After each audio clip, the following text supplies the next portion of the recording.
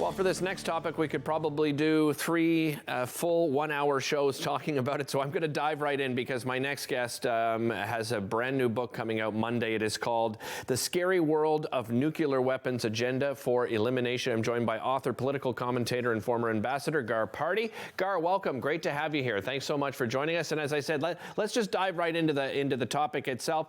What's the status, Gar, of nuclear proliferation as it stands today? It's been static until about a decade ago when North Korea became the 9th country to possess nuclear weapons. In the preceding years, we had the other 8 countries came on board with nuclear weapons. During that whole period, in the 75 years since the first use of nuclear weapons in Japan in 1945, only one country which possessed nuclear weapons and then gave them up, and that was South Africa, with the major political changes that occurred there about 30 years ago. So we're still dealing with 9 countries with nuclear weapons, and there is a possibility of at least one more in the coming months. With those 9 countries that have nuclear weapons, what role do those nuclear weapons play for those countries, Gar?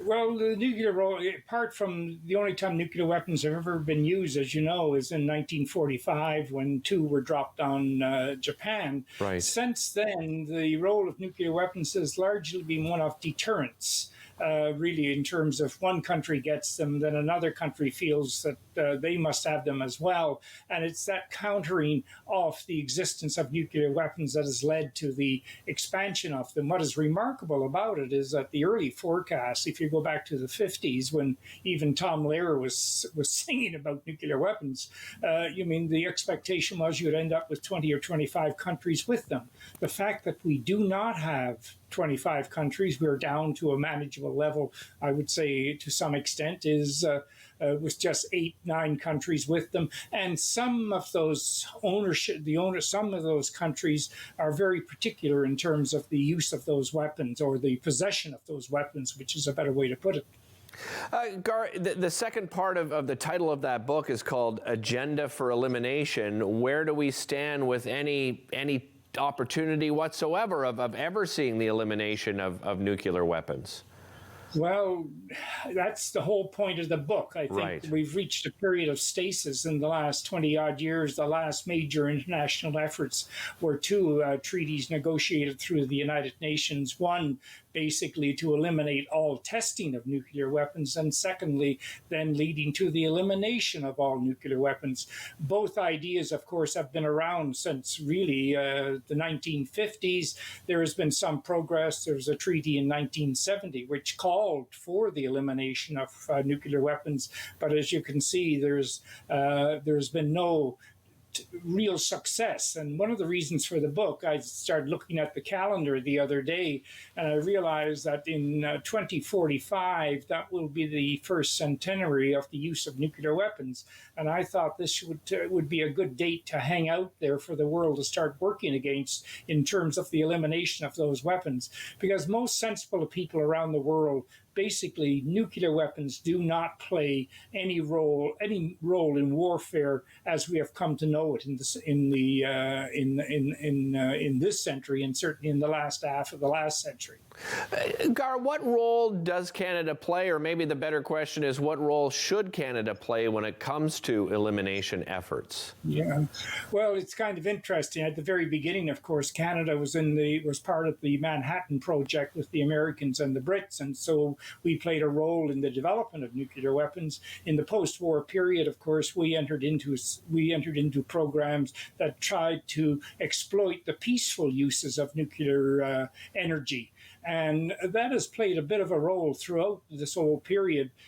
But today, and we played a fairly large role in the 70s and the 80s in the various international initiatives that were there to limit testing and to make some progress as far as their elimination is concerned. But I think in recent years, that interest on the part of Canada has faded significantly, and it's time for Canada to re-energize itself on this particular issue.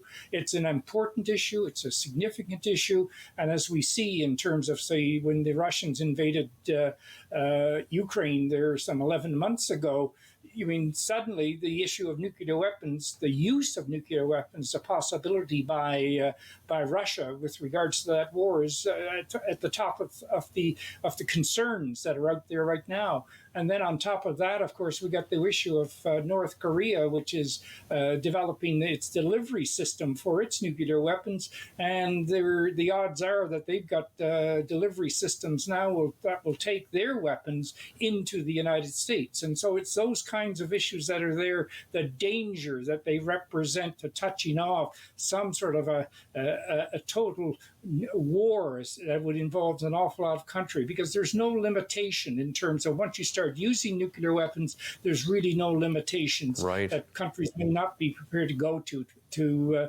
and use them. Yeah, there's no going back at that point. I mentioned off the top, Gar, that the book is available on Monday. Where can people here in Ottawa pick up a copy of the book?